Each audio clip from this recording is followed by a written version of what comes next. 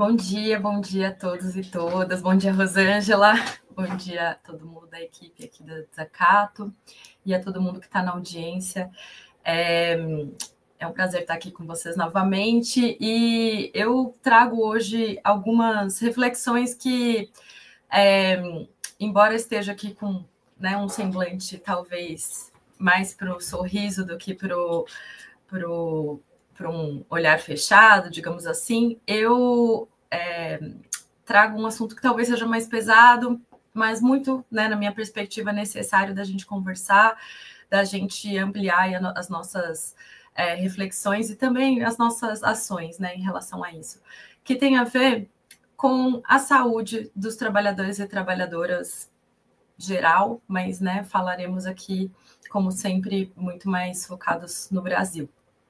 Eu acredito que a gente tenha uma série de formas de falar disso, mas uma das coisas que eu costumo fazer na vida é tratar de exemplos, mas antes de mais nada, eu fico pensando num termo que eu, desde que tive contato, é sempre o que vem para minha cabeça, quando eu falo de saúde de trabalhadores e trabalhadoras, quando a gente está falando no modo de organização do trabalho na atualidade, ou seja, numa forma de organização societária que é capitalista, onde a lógica da organização do trabalho é voltada para atender os interesses da lucratividade e, no máximo que for possível, de economizar recursos de investimento dos empregadores, em qualquer outra coisa que não seja o que vá, de forma imediata, trazer esse resultado da lucratividade para eles.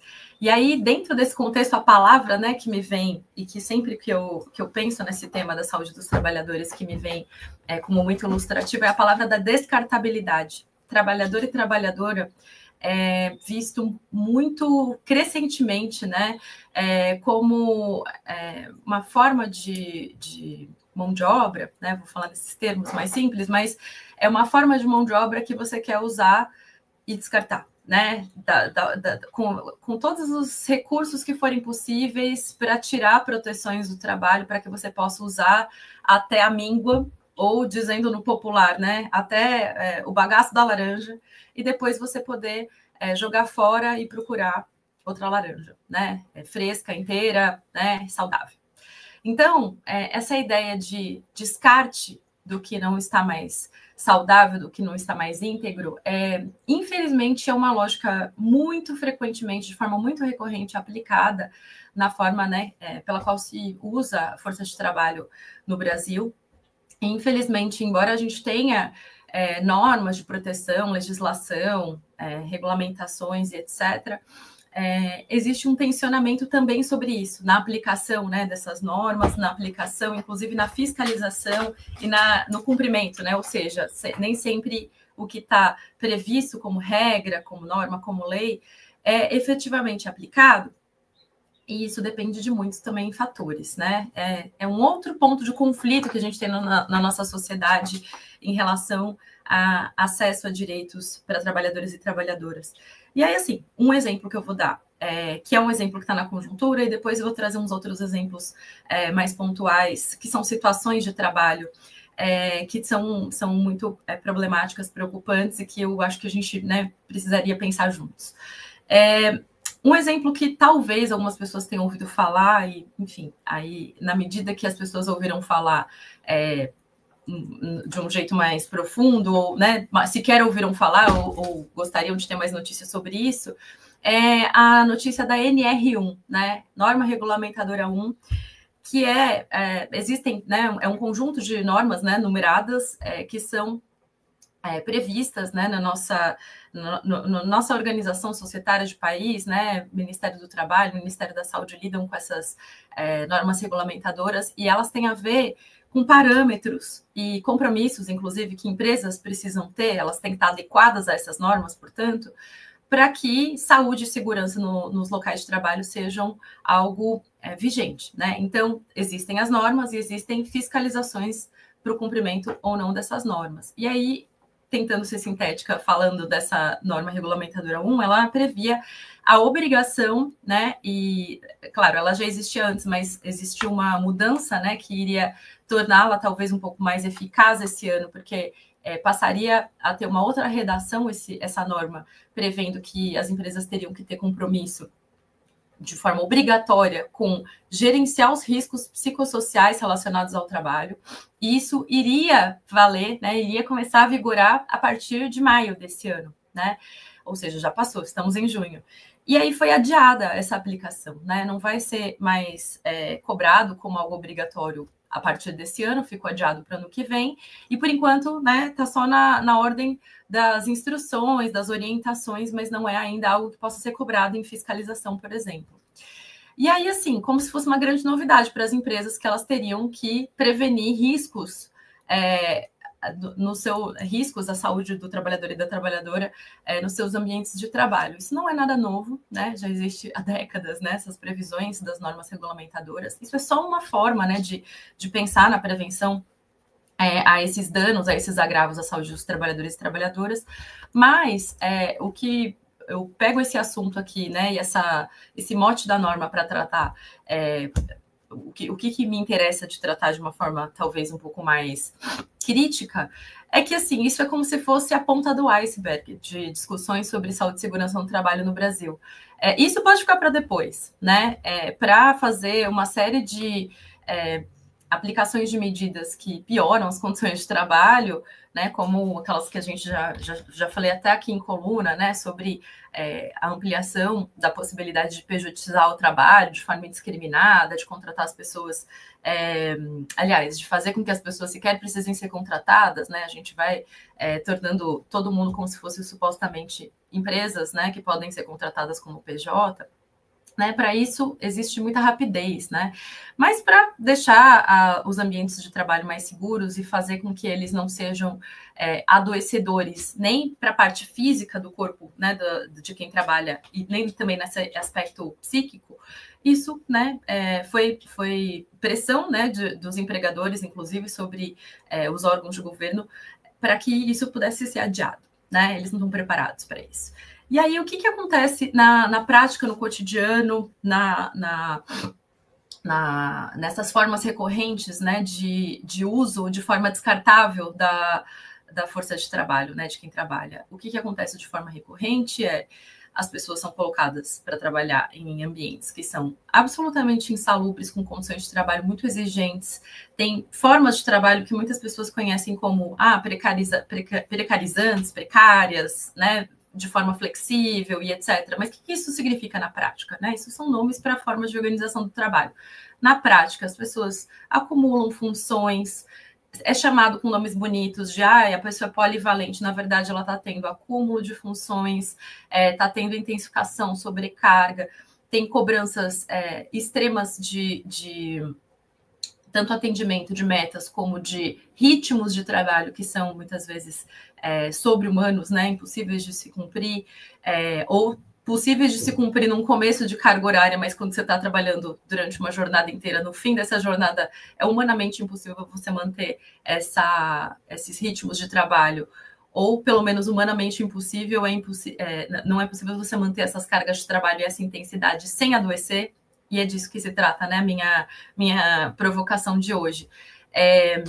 Tem muita coisa que é prevista e que é considerada prioridade para quem é empregador, que vai ter a ver com o que é benéfico para eles e para elas. Mas quem que se importa, né, com o que são as boas condições de trabalho para o trabalhador e para a trabalhadora?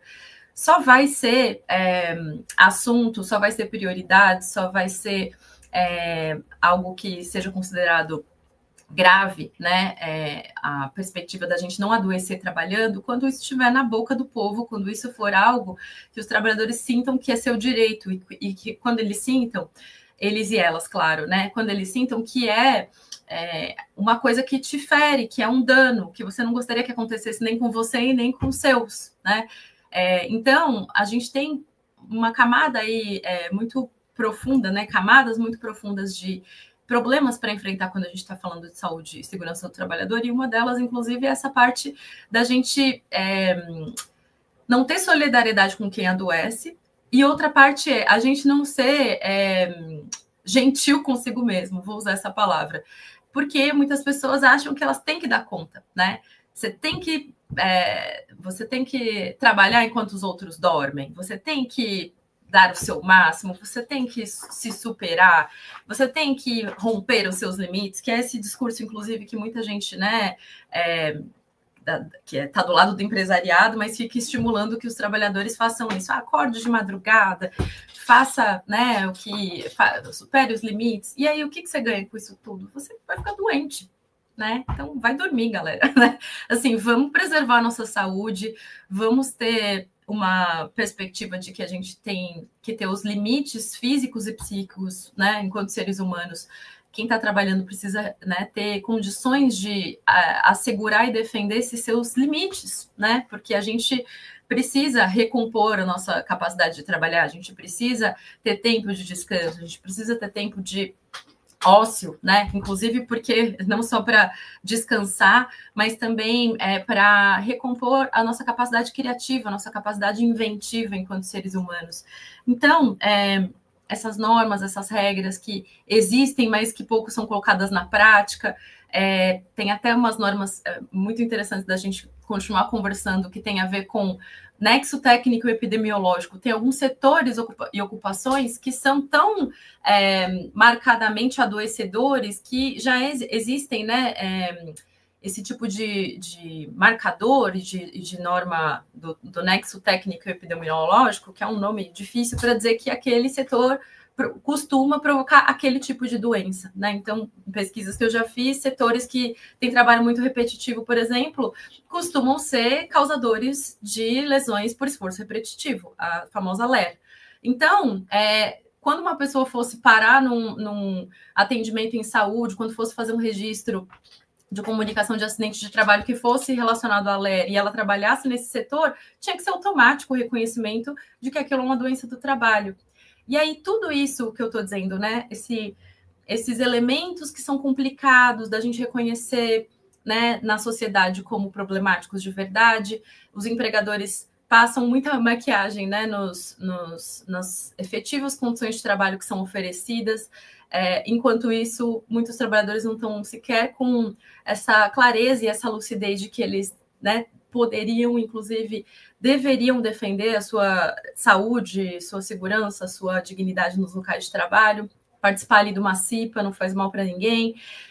E aí a gente, né, nesse meio de campo, enquanto empregadores estão fazendo de tudo para não precisar ter ambientes de trabalho saudáveis, salutares e seguros, e os trabalhadores sequer estão reconhecendo seus direitos, na prática, deixei até anotado aqui o dado, em 2024, segundo o levantamento da Previdência Social, teve 470 mil afastamentos do trabalho por transtornos psíquicos em 2024. Foi o maior número desde 2014. É aquele, né, quem acompanha nos noticiários, é aquele boom de adoecimentos psíquicos que muita gente tem do burnout, muita gente tendo transtornos relacionados a esgotamento relacionado ao trabalho.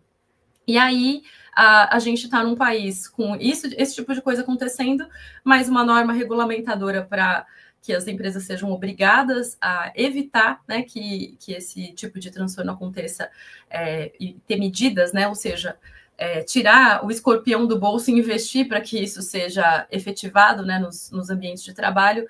Isso não foi considerado urgente, pode ficar para depois, vai ficar para ano que vem. Então, quem que se importa, né? E quem que pode se organizar para defender os seus interesses enquanto trabalhadores e trabalhadoras que querem continuar vivos, que querem ter saúde, que querem ter não só o tempo de vida para desfrutar, né, no descanso, mas que esteja em condições de exercer, inclusive, né, essas decisões quaisquer que sejam, de como usar o seu tempo, tendo saúde para isso, né? Não passando o que muitos trabalhadores e trabalhadoras passam, que no seu dia de tempo livre, no seu contraturno, vai ser o único momento que, inclusive, você vai conseguir um médico, né? Então, quem que se importa com isso? Quem tem condições de se importar com isso? São os próprios trabalhadores e trabalhadoras. Essa é a minha deixa de hoje, né? Minha provocação de hoje. E aproveitando só para fechar, que são os trabalhadores não só individualmente, mas são também os seus instrumentos de organização, de associação, de representação, né? Então, as associações profissionais, os conselhos e, né, fundamentalmente os sindicatos, talvez tivessem que estar olhando até mais do que olham para esse tipo de assunto, que é um assunto que eu costumo chamar de condições de trabalho. Não é só remuneração que a gente reivindica, né, enquanto trabalhador e trabalhadora, porque tem limites que são ultrapassados, né, no uso, né, do nosso corpo e da nossa mente no ambiente de trabalho, que não tem preço que compense. Depois que estragou, depois que danificou, depois que a gente perdeu a saúde, e alguns, inclusive, chegam a perder a própria vida, não tem dinheiro que compense, né? Então, a gente tem que lutar pela preservação da integridade, da dignidade, do corpo e da mente dos trabalhadores e trabalhadoras, e cabe a quem mais? Aos trabalhadores e às trabalhadoras e a quem estiver disposto e disposta a defendê-los. Então, fica a reflexão, mas também fica esse chamado a todos nós, para a gente se preservar. É isso, gente. Então, por hoje é isso, e semana que vem tem mais. Obrigada.